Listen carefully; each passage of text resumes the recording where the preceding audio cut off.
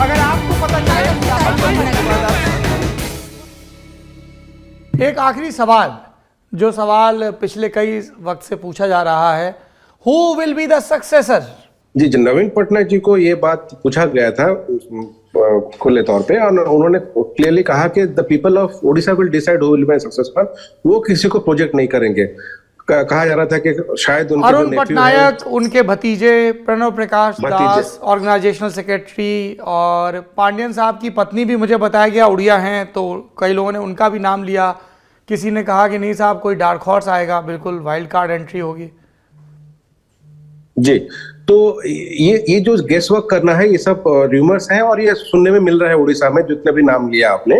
लेकिन नवीन पटनायक के जो ऑफिशियल वर्जन है, वो उन्होंने ये कहा कि मैं किसी को नहीं प्रोजेक्ट कर रहा हूं कि ये मेरे सक्सेसर बनेंगे। ना कि उनके नेफ्यू को भी उन्होंने मना, भतीजे को भी उन्होंने मना कर दिया। तो ये उड़ीसा के लोग ही डिसाइड करेंगे। लेकिन अगर प्रैक्टिकली की बात की जाए तो नवीन पटनायक जब तक जिंदा है तो ऑब्वियसली वही तो रहेंगे।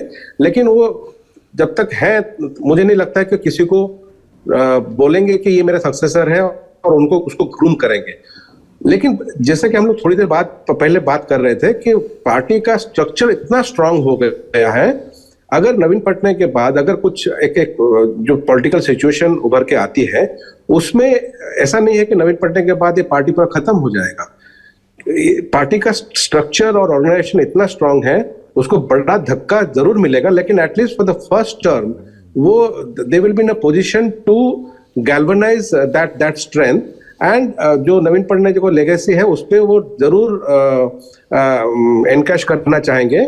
और उस समय जो नाम उभर के आएगा, उस टर्मल में जो नाम उभर के आएगा, उसी वक्त पता चलेगा कि कौन किसको प्रोजेक्ट किया जा रहा है, कौन कैसा आ रहा है। क्योंकि Biju Janata Dal with Naveen Patnaik and Biju Janata Dal without Naveen Patnaik after he is no more, उसमें बहुत फर्क होगा।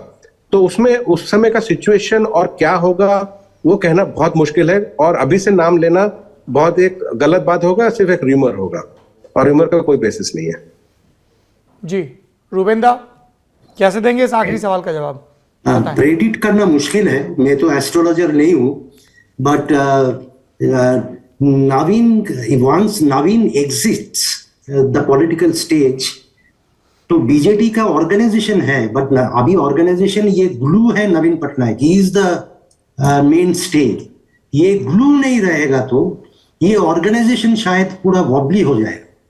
And there is every possibility that BJP is waiting in the wings and they have the resources, right? So they will like to split the party, swallow it up. It opens up various options, opportunities. Like hypothetically speaking, nothing stops BJD post Naveen, BJD and BJP coming together again. Why not? BJD was kind of given birth by BJP. They were in alliance for first 9 years.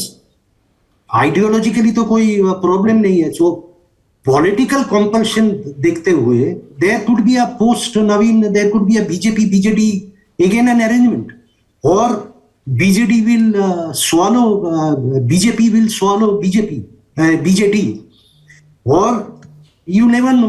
अभी तो नवीन पटनायक जो भी चाहे बोल सकता है, people will elect, you know, I know, people don't elect. It is the leadership who will thrust a leader on us and the people will ratify that by their vote. Say suppose, hypothetically, God forbid, Naveen Patnaik departs from the political stage and Arun Patnaik is Bhatija, who has nothing to do with politics. Naveen Patnaik also had nothing to do with politics जब उसका पिताजी जिंदा थे। So अभी अरुण पटनायक बोलेगा ठीक है मैं आ रहा हूं, कौन उसको रोकेगा? And if Arun Patnaik comes, says he is an adult, he can make up his own decision, and he says okay, I've come, he will be the repository of the sympathy that will definitely be there for Naveen Patnaik. There will be a huge wave for Naveen. So it's very difficult to predict what the situation will be.